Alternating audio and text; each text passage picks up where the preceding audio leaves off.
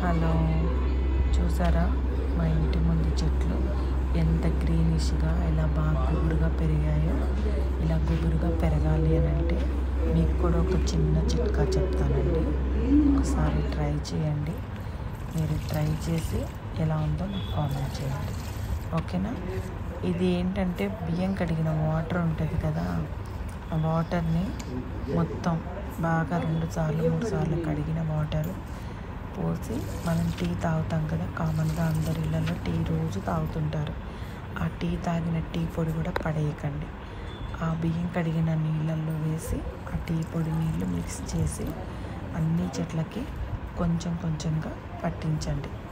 అప్పుడే చెట్లు మంచి గ్రీనిష్గా గుబురుగా పెరుగుతాయి అన్నమాట. నేనైతే అలాగే చేస్తున్నాను, బాగుంది.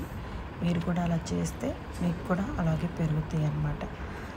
మనకి చెట్లు గ్రీనిష్గా మంచిగా గుబురుగా లేకపోతే అలా పెరుగుతూ ఉంటే మనకి బాగుంటుంది అన్నమాట. మైండ్ కూడా పీస్ఫుల్గా ఉంటుంది. నేను ఇంట్లో కూడా పెట్టానండి, నేను ఇంకొక వీడియోలో చూపిస్తాను. చాలా బాగా పెట్టాను అన్నమాట మనీ ప్లాంట్. ఇది కూడా ఇక్కడ కూడా మనీ ప్లాంట్ బాగా పెరిగిందండి, చాలా బాగా పెరిగిందనమాట. మీరు చూడండి, నేను మీకు ఇంకా చాలా చెట్ల వీడియోలు చూపిస్తాను. మా ఇంట్లోనే నేనే పెట్టి అలా పెంచానన్నమాట.